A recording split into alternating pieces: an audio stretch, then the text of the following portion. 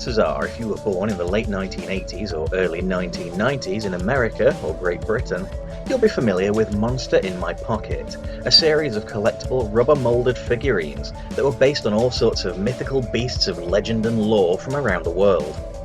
The initial series of figurines, produced by Matchbox and released in 1990, were part of a set of 48. The toys were available in blind bags, meaning you had no idea what you were going to receive when you opened the pack, and you could actually buy collector's boxes that gave you the full set.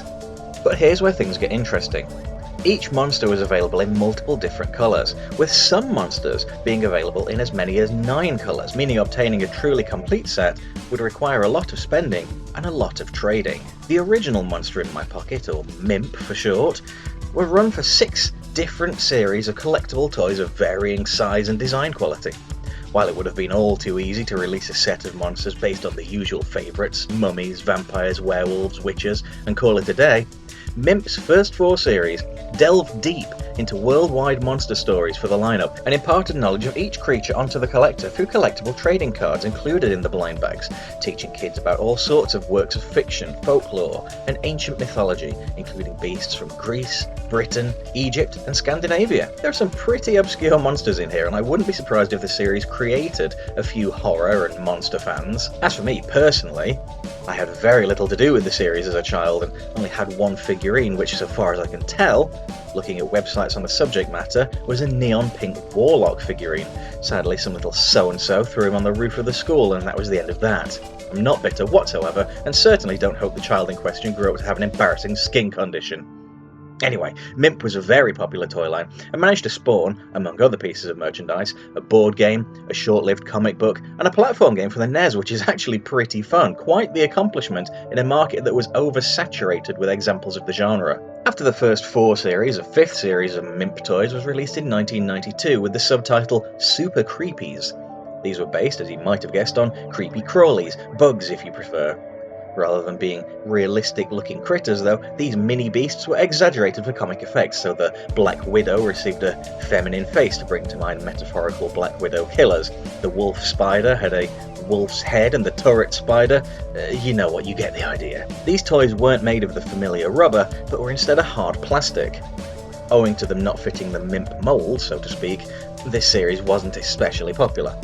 A 6th series was released, this time focusing on dinosaurs. While a T-Rex had been part of the first series, meaning this wasn't exactly out of nowhere, long-time collectors must have surely felt the toy line had morphed into something a lot more generic, with the MIMP logo slapped on the packaging. This was hardly helped when the 7th series was released, Monster in My Pocket Space Aliens. These aliens, though obviously monstrous, were hardly what you might describe specifically as a monster. Suffice to say, if MIMP was going to survive, it would need a freshening up. The next series would be the shot in the arm the franchise would need. Given how MIMP had gone off course, a return to a monster focus was now necessary. Having likely exhausted most monsters of note throughout fiction by this stage, the next set would still need a new spin on it to keep it fresh. Enter Vivid Imaginations, and their next entry in the series on Matchbox's behalf, M-Wimp, Monster Wrestlers in My Pocket. M-Wimp represented a huge stylistic shift for the series.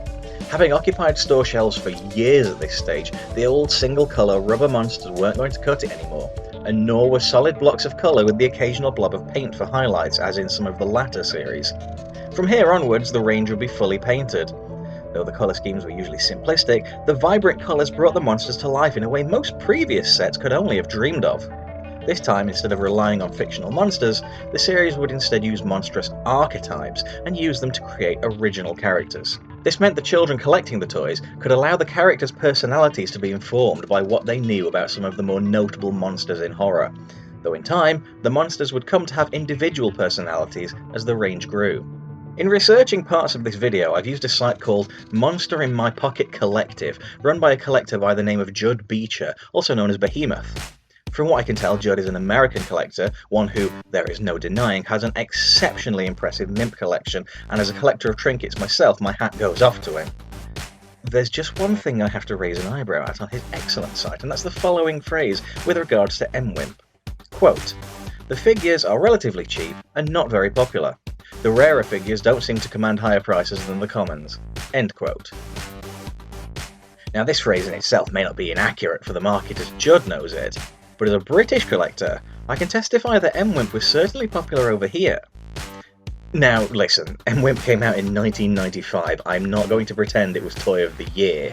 Any of us old enough to remember 1995 know all too well a certain spaceman smashed all sales expectations and ruled the roost that Christmas, taking Disney's bank balance to infinity and beyond.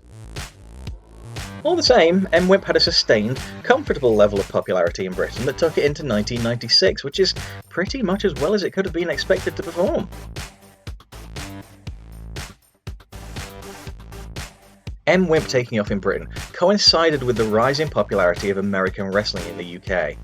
In the UK, the wrestling scene in the 1970s to early 1990s was dominated by Shirley Crabtree Jr., much better known to fans across the country as Big Daddy. Big Daddy is the undisputed all-time legend of British wrestling. He is, for all intents and purposes, our answer to Hulk Hogan. So all-encompassing was Daddy's popularity that he counted politicians and royalty among his fans, smashing class divisions as the 6'6", 375-pound working-class Yorkshireman Daddy could proudly boast Her Majesty Queen Elizabeth II herself as his most famous fan. If nothing else, it certainly didn't hurt Daddy that his brother Brian was the promoter of the UK's largest wrestling company at the time. Come the 1980s, of course, Vince McMahon was revolutionising wrestling in America. McMahon would ruthlessly destroy the territory system that had allowed promoters to organise their own areas of America. McMahon was not satisfied with owning just the Northeast territory. McMahon wanted the entire wrestling world. It's a controversial opinion, and one that doesn't often win you many friends in discussions with old-school wrestling fans, but McMahon's callous buying out and pushing out of all competitors was ahead of the curve. In a world that was moving more towards national television, wrestling shows geared towards local markets were always going to have a limited shelf life. At any rate, the expansion of what would soon become the World Wrestling Federation positioned McMahon at the head of international television deals in his industry. By the late 80s and early 90s, British wrestling was losing steam. Many of its performers were long past their prime, if indeed they had much of a prime to begin with.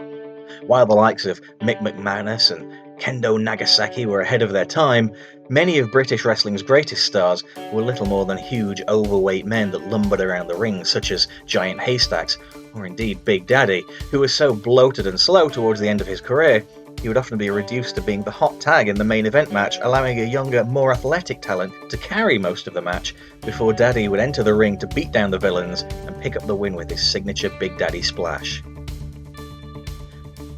As the WWF's rock and wrestling era boomed in America and began to bleed into the new generation era, fans in the UK would effectively split down the middle.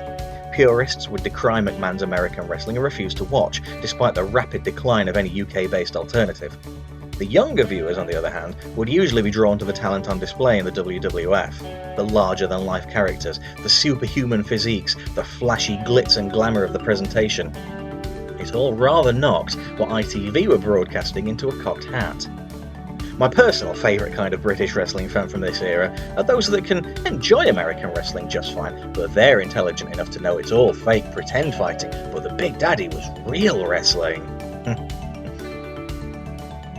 As the UK's kids began to fall more in love with Vince McMahon's wrestlers, particularly the late great Davey Boy Smith, the British Bulldog, it became apparent that any toy line based on wrestling, using original characters, was going to have to be similarly characterful, and the wrestlers should look more like the muscular Bulldog than the flabby Daddy. To this end, each of the amazingly manic monster wrestlers in M-Wimp boast exaggerated physiques and musculature beyond human possibility. To introduce the characters to youngsters across Britain, M-Wimp was first introduced as a promotion inside boxes of Kellogg's Frosties. That's our name for Frosted Flakes, in case any Americans were wondering. Any younger Brits watching today might be surprised to learn that toys given away for free inside cereal boxes aren't just something made up for American TV. You really did used to get some fantastic freebies with Kellogg's cereals over here, and the build quality was quite often very impressive, particularly if the partnered company really wanted to promote their product well and were willing to shell out for a more impressive toy like the Sonic the Hedgehog yo-yos. M-Wimp had an initial line of 9 characters, 8 of which could appear in any normal or large size boxes of Frosties, but one of which could only appear in the large boxes. As with the Mint line before it, each wrestler carried an individual points value, so players could play a very basic game of top trumps to determine which wrestler was the strongest, or if you like, which wrestlers demand a higher position on the match card. The initial lineup of 9 were as follows. Number 1, Iron Mighty, is a 50-point wrestler who seems to be based on a circus strongman. He would appear to be a Hume, the M-Wimp equivalent of humans, though he has some pretty scary gnashers. One can imagine this guy eating iron weights, never mind lifting them. Number 2, JESTER Minute, is also worth 50 points and is also a Hume. He dresses like a court jester, and most of his shtick in tie-in media involves playing violent practical jokes on people. JESTER Minute is usually the only one that finds his jokes funny. His singlet's pretty cool, and bears both a smiling face and a frowning face, as well as a big "ha" across the waist. Number 3, Brad the Barbarian, is worth 75 points. He's a big bruiser of a Hume with some seriously gruesome features. Judging by official art for the series, those things on the end of Brad's shoes are metal hooks. Most of the wrestlers don't have defined heel or babyface status, but it's hard to imagine Brad as anything other than a vicious heel. Number 4, Texas Turbo, is the last Hume in the original set of 9. He's a pretty amusing throwback to 1980s American wrestlers looking every part the cowboy. The outfit accounts for the Texas part, but your imagination may have to fill in where Turbo comes from. Presumably he moves incredibly quickly across the ring for a man of his size, which would certainly account for why he's a 100-point scoring main event player. Number 5, Sharkbite, is the first animalistic monster wrestler in the set. Aquatic wrestlers usually carry lower point values, but Sharkbite is no fish out of water, with a tidy 75 points to his name, to go with his striking colour scheme. Number 6, Main Man, is ready for the main event with a 100-point score. This animalistic monster wrestler is bulging with muscles and has the lion heart of a fighter. Number 7, Crossbones, is the first truly monstrous wrestler in the set, with some gruesome tendrils writhing from his mouth. While Crossbones is a skeleton, the tendrils give him an appearance that conjures images of the otherworldly monster Cthulhu, netting this guy a cool 75 points for his troubles. Number 8, Frank the Stone, is, of course, based on Frankenstein's monster, a creature which had appeared in the first MIMP set back in 1990. Frank is one of the more iconic monsters in the series, perhaps owing to his easily identifiable, monstrous design. Despite tie-in media identifying him as a top star of M-Wimp, Frank carries only 50 points. But then, it's not always the guy on top you cheer for loudest, is it? The final character in the initial set is the one that was only available in the larger boxes of Kellogg's Frosties. Despite the lack of any guide to tell collectors who is a good guy and who is a bad guy, this next character can unquestionably be stated to be a heroic character. Are you ready for this? Okay, here goes. Number 9. Tony the Coach. That's right, it's Tony the Tiger. Though Tony is more of a funny animal than a monster, this feline friend is one of the more popular mascots of all time, making it unlikely any child collecting these toys would have quibbled at his inclusion in the series. As a coach, Tony would serve as ringside manager to his given charge during a bout, cheering them on and helping lead them towards victory with assistance if necessary, coming from his first aid bag, his bottle of refreshing water, and, it can easily be assumed, the prospect of a delicious bowl of Kellogg's Frosties for a victorious wrestler. Despite the fact almost half of the initial lineup were more human than monster, this colourful cavalcade of gruesome grapplers leave an immediate impression on any child collector, particularly if they happen to be a fan of wrestling. Given how you only had a 1 in 9 chance of getting Tony in the larger boxes of Frosties, to say nothing of the individual odds of collecting the remaining 8 characters, anyone that wanted a full set of these characters had 3 choices: stockpile cereal, eat an astonishing amount of Frosties, or trade with friends. Just as with MIMP before it, M-Wimp would see kids in schoolyard playgrounds trading figures back and forth, though this time, collecting 9 figures proved an easier prospect than collecting 48 monsters of different hues. And hopefully no little toe rag ended up hoiking the toys onto the school roof. I'm fine, I'm absolutely fine. So flash forward a bit to late 1995. M-Wimp had gained a foothold in the minds of British kids up and down the country. It was now time to launch the full range. All told, the expanded range would add 36 characters to the lineup for a total of 45. In addition, however, the series would now include much more than just figurines. Indeed, the world of MWIMP was about to become fleshed out in a way that hadn't been possible with many previous entries in the series.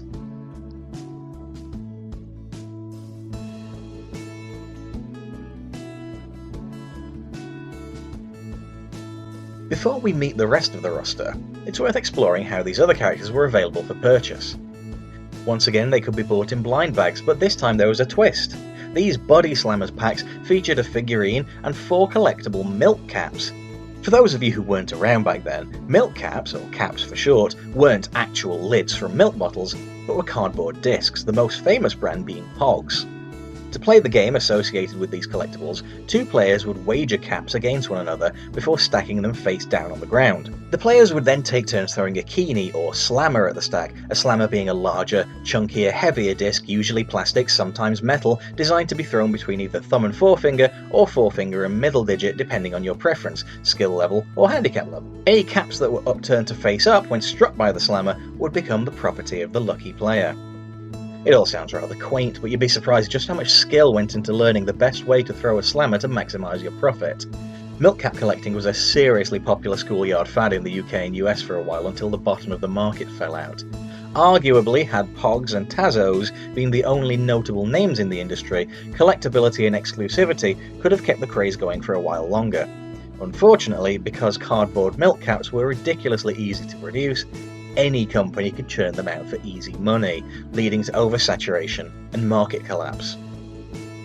And also another little git stole half my Pogs and then lied to my face about it. I'm absolutely fine, I swear. MWIMP put its own great spin on milk caps. The caps themselves were rather simplistic in design, with art of one of the monster wrestlers on the face up side and their stats on the face down side. We'll get into those later. As a result, the caps themselves are pretty samey. However, the unique fun of MWIMP caps is you were encouraged to throw not a slammer at your milk cap pile, but one of the monster wrestler figurines instead. The rubber figures were about the same weight as an average slammer, perhaps a little heavier, certainly more unwieldy, meaning you'd have to put time and effort into learning the best throwing methods, and crucially, which characters were best to throw. As a collector, it's difficult for me to recommend chucking your toys about, especially not onto the school roof, but the rubber is surprisingly durable. Every individual MWIMP toy in this video is from my own collection, and not a single one has been retouched or repainted, looking as good as new after almost a quarter of a century. Figurines were also available in hilariously misnamed Monster Wrestlers Collection 4-packs. I say hilariously misnamed because they didn't feature 4 wrestlers, they featured 6. This is a delightfully weird marketing plot.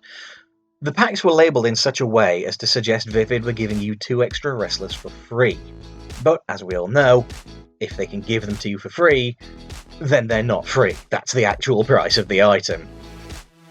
These packs, unlike the blind bags, made it absolutely clear which wrestlers you were going to get, as the characters were visible through clear plastic. No surprises, no randomness. Perfectly easy for collectors. There were a few of these packs available, but they and the blind bags still didn't account for the entire range of characters. These remaining characters were available in sets of their own, which usually substituted wrestlers for accessories. If you were to buy all of the sets, you'd have no need for the blind bags, bearing in mind some of the characters would never be found in blind bags. Conversely, the milk caps were only available in blind bags, so you had to weigh up your options. It would seem a lot of fans decided to play the odds and went for the sets because the milk caps are very rare these days. So now that we know how we could collect the monster wrestlers, let's take a look at the remaining characters and their point values. Number 10, Doubleheader kicks the set expansion off with a bang with 100 points to his name. Doubleheader is a decidedly monstrous character with a unique design. He lives up to his name by having 2 heads that meet in the middle, sharing an eye. With such excellent vision, there's no wonder he has the ring awareness to become a top-scoring wrestler. Number 11, Stomper is a boorish bore and is the only member of the roster with a bit more of a gut on him, which is appropriate given his porcine nature. This animalistic monster wrestler is the first in the series to score on the low end of the scale, racking up only 25 points. Number 12, Nuclear Ninja is, well, a ninja. This human fights using weapons, but it's not as if anyone complains given most of the monster wrestlers cheat anyway. Ninjas were pretty popular at the time thanks to those darn turtles, and this is reflected in Nuclear Ninja's impressive 75-point score. Number 13, Simian SMASHER is, as his name suggests, a monkey man.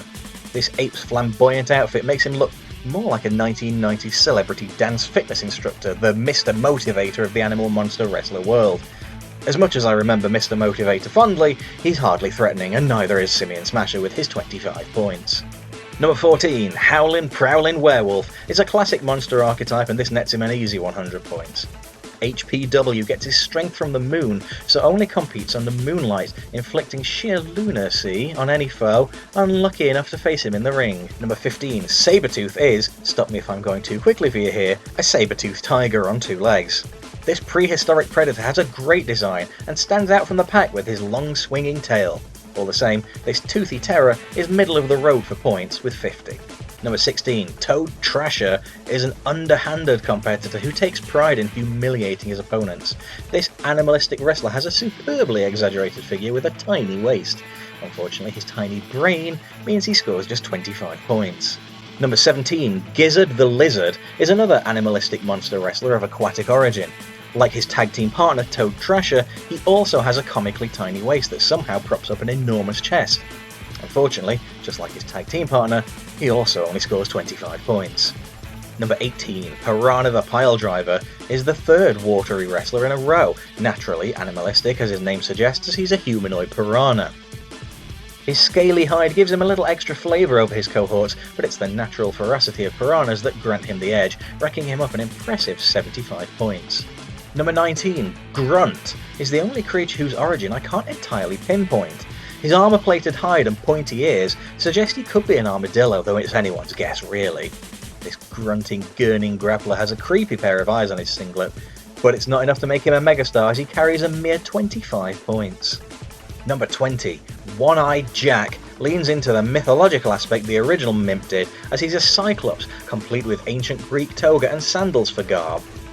This brutish beast might have one eye on the prize, but maybe it's a lack of peripheral vision that means he only musters 50 points.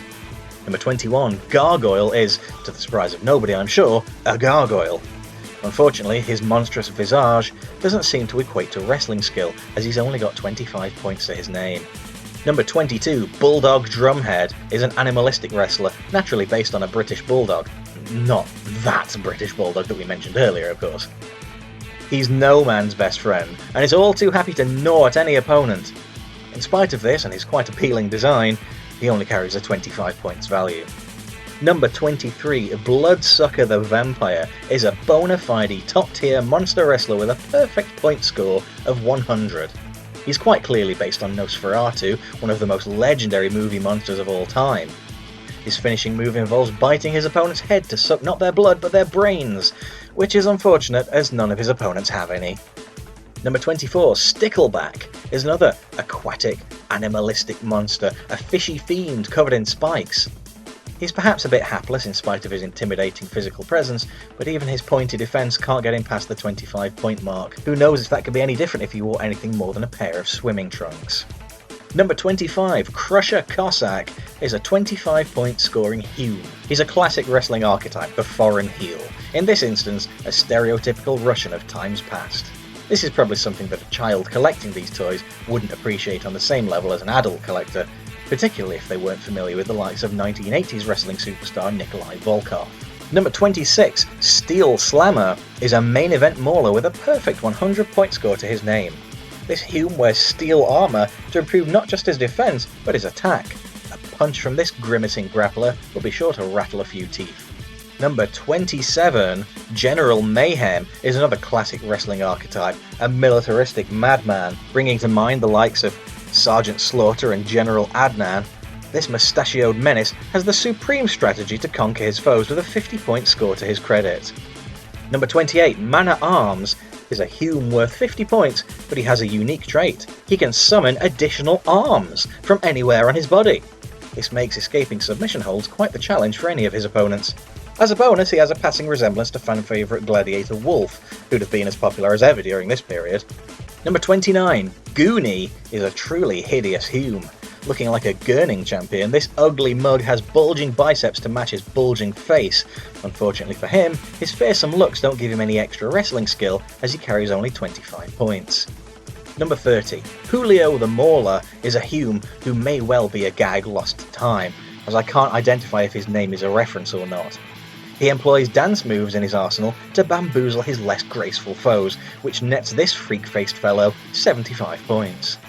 Number 31. Chain Gang Chomper, like Nails before him, is an escaped convict. His ball and chain is still attached to his leg, giving this human an excellent and readily available weapon.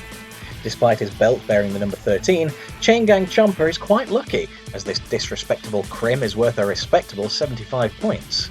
Number 32, the Executioner, is a fearsome, intimidating Hume that shares his gimmick with countless wrestling executioners before him. This was a gimmick that was quite popular in decades past. Like all good executioners, his true identity remains a secret, but his point score of 75 is a matter of public record. Number 33, Congo King, is something of an unfortunate relic in this set. In both British and American wrestling, tribal wrestlers were not uncommon, and this Hume, complete with shrunken heads and a bone through his nose, is perhaps worth viewing as a tribute to those performers, rather than a genuine statement on race. Congo King has the unique distinction of carrying a 30-point value, making him something of a jobber to the stars, a wrestler who can beat the entire lower card, but would struggle against anyone tougher than him. Number 34, Bully Beef, is a cow-pat-brained Hume with the attitude of a bull. With 50 points to his name, Bully Beef can hold his own in the ring and has won his fair share of matches, but he's never won a single championship title. Number 35, Smasher Basher, brings to mind classic heroes of old. This Hume has 75 points to his name and has a distinguishing feature.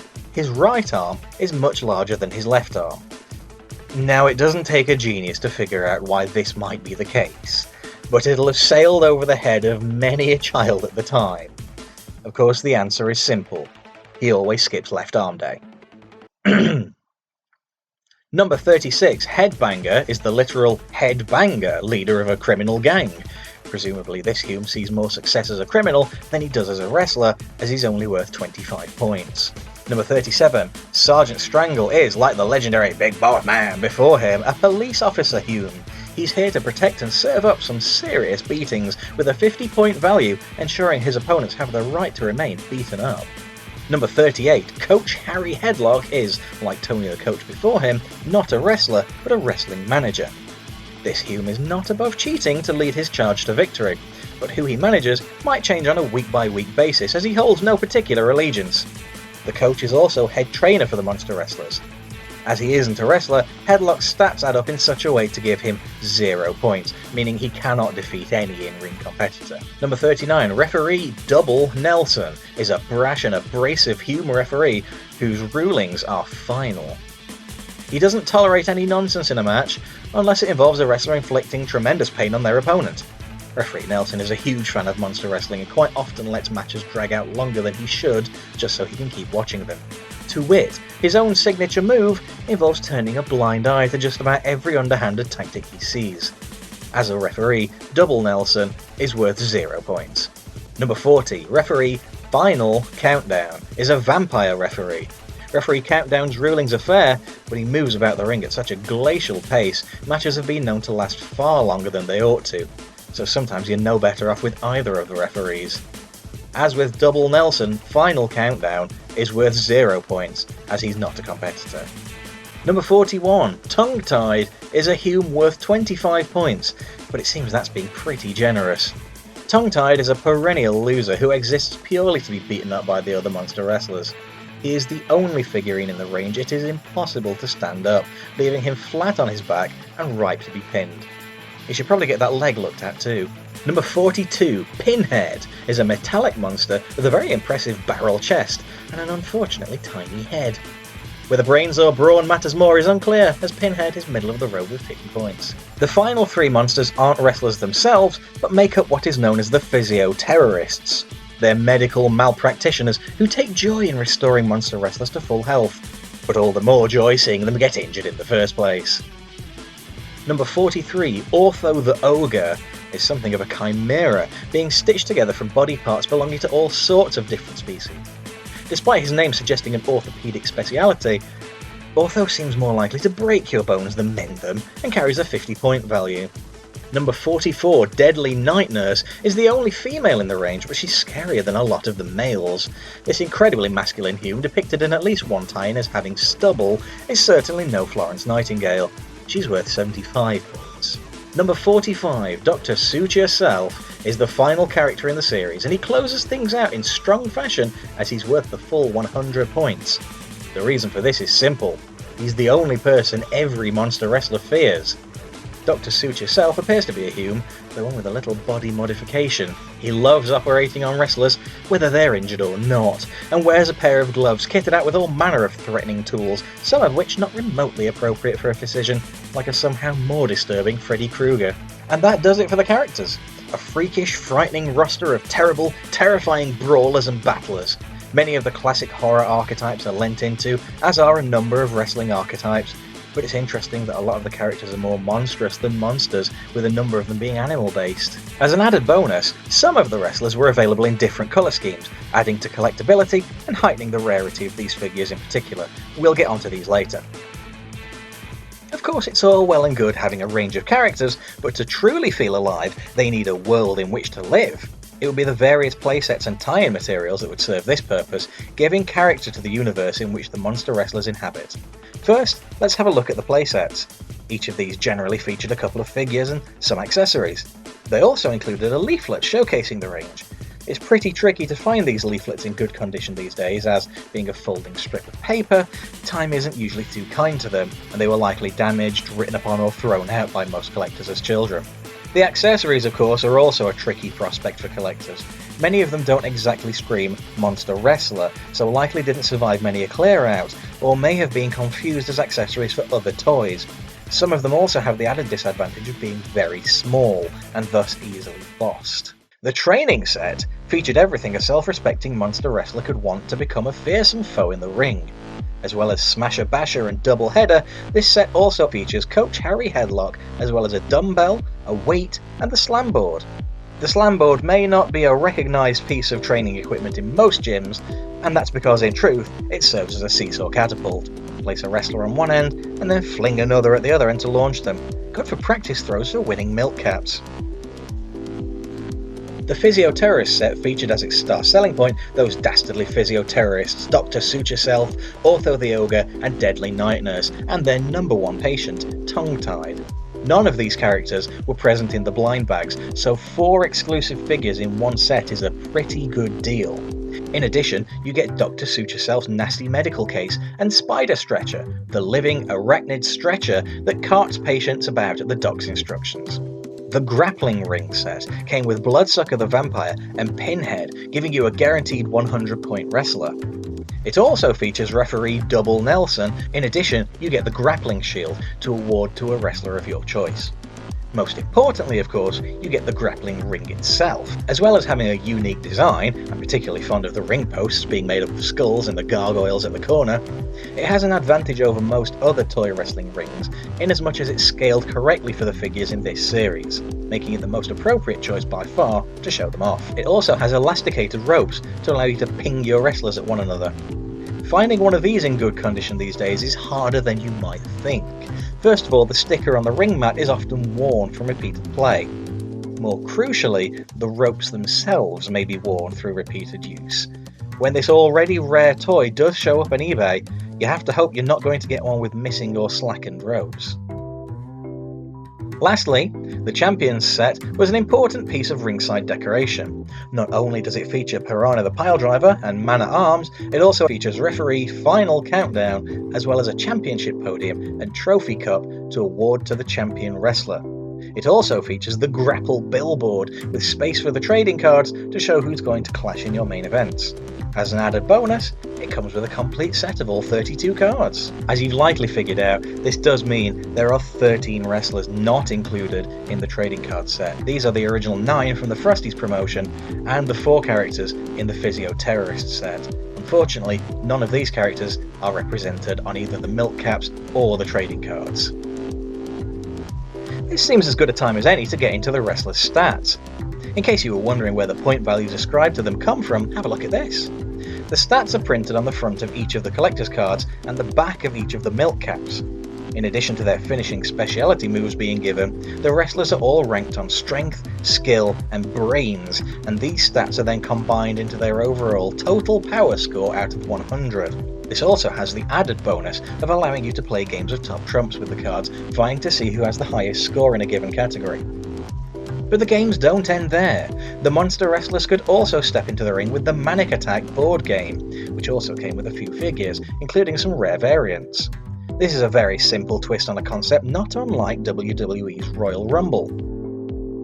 Each wrestler begins on the outside of the ring, and the object is to get between the ropes. Players are tasked with scrambling for matching discs bearing the image of a given character, and whoever has the most of them is allowed to make a choice. They can either move their character one step closer to victory, or they can instead move every other character further away from the ring. Once a character is on the floor, they're eliminated, so you may have to think carefully about how you want to make the gap between you and your opponents wider or narrower, and if they're likely to go for revenge. As an added bonus, the box is nice and spacious. I use it to store my figurines and accessories. The characters on the discs are incidental and don't necessarily have to match who you play the game with. In theory, you can play it with any M-Wimp figure as your playing piece. Or any figure at all, really. Or even a shaker of salt. The downside is this is a very rare piece of merchandise, so you'll really have to search hard to get it. One of the better known pieces of tie-in media for the series is the 1996 Monster Wrestlers in My Pocket annual.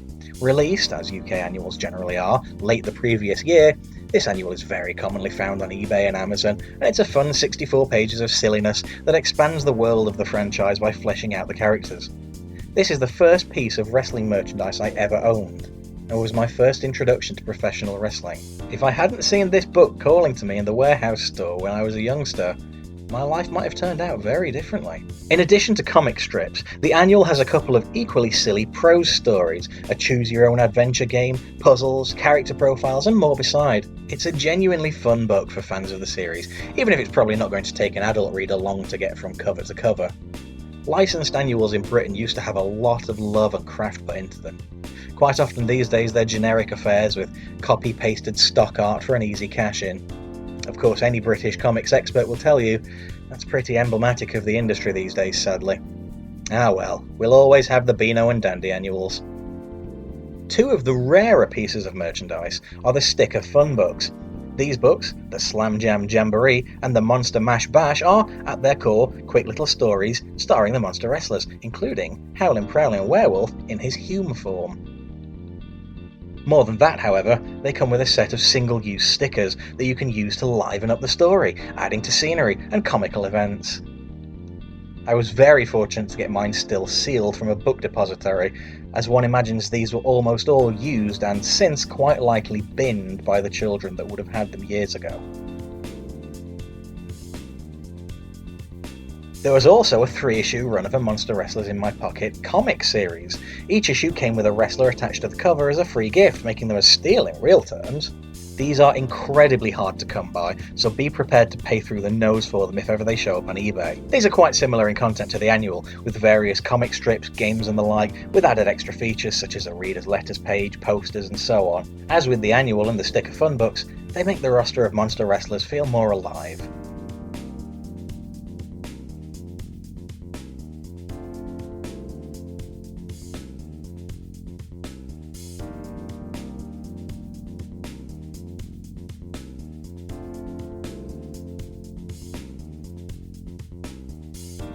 So let's talk obscurities. If you're a collector of this series, you might think I've got a pretty decent collection here, but I have to profess it isn't 100% complete. While I'm very happy with the set as it is, if ever I could get my hands on these, I'd be pretty happy. The least rare obscurities in the line are the jigsaw puzzles. There are 6 of these in various sizes and difficulties, including one that comes in a neat monster tour bus box. These aren't necessarily rare per se, but finding them with all the pieces intact, well, jigsaw collectors will know what I'm talking about here. These are all pretty cool and depict various over-the-top scenes of monster mashing mayhem, with scores of the monster wrestlers getting into scraps, presumably over nothing in particular. The weirdest obscurity has to be the soap on a rope. These are available in a few colours and, as you might expect, are pretty rare because, well, you'd use soap if it was given to you, wouldn't you? And most people would throw out old, unused soap bars anyway, particularly in an age when liquid soap rules supreme. Nowadays, these generally fetch anything up to £100 per bar, so you'll forgive me if I don't prioritise these. It may sound odd, but novelty soap wasn't uncommon back in the day. I distinctly remember there were Wallace and Gromit soap bars available, for instance. Maybe it's a Britain thing. Alright, let's be honest here. You're more interested in the rare figures, aren't you? Well, lucky for you, those exist too. You'll remember earlier on I discussed special variant colours for some of the figures. Some of these were exclusive to particular products, some could be sent away for with tokens found on the backs of packaging or in the comics, like the Tag Team variant for Toad Trasher and Piranha the Piledriver, for instance.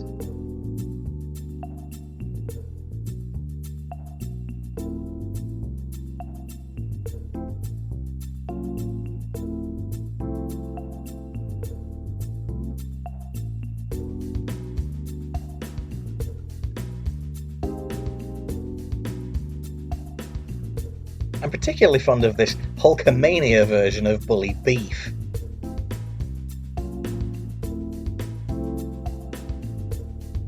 But some figures are even rarer than these. A small handful of variants exist in America, where the toys were given away as freebies at Long John Silver's and White Castle restaurants. They're not quite as detailed as the regular toys, and the colour schemes generally hinge on the colour white, which is appropriate for White Castle, but very unfortunate for Sergeant Strangle. Now I can honestly say, I've never seen these outside of photos online, and being essentially Happy Meal toys, they likely didn't survive too many bedroom cleanups over the years. Maybe it'd have been a different story if we had these over here, but we'll never know. I'd be willing to say these are the true holy grail of the set to any British collector, but most reasonable collectors probably wouldn't attempt it. There's a special unique variant of Tony the Coach wearing a different vest. This says Tony instead of Coach. Presumably this was for countries where Frosties or Frosted Flakes existed, but the word Coach perhaps did not in the native language, whereas the character would likely always be named Tony the Tiger, making this more appropriate for overseas nations. One very cool set of variants are the prototype figures seen on Behemoth's site. These seem to skew more towards brighter colours than the eventual chosen palettes. These are obviously astonishingly rare, and should probably not really be attempted to be collected at all, as they'd be extremely hard to track down. One last thing I want to discuss is the overall look and aesthetic of the series. You'll have probably noticed a lot of images in this video have featured art in the same style. While other artists did contribute to the comics and annual, the series' real hero, the art director if you will, was a man by the name of Don Waszajewski. I really hope I pronounced that properly. I'm so very sorry if I didn't, Don. Don not only designed and refined the characters themselves, he also contributed to packaging designs and other pieces of art, such as the jigsaws. Don's amazingly detailed characters, bulging and rippling with musculature and veins, brought to life this gruesome world. You can check out his website by following the link on screen, and there you can find all manner of amazing art for the series. For instance, here's Sharkbite with a totally different aesthetic, making him more of a cyborg. Had this design been chosen, I can envision his name being tweaked to Sharkbite with a Y for that computer flavour.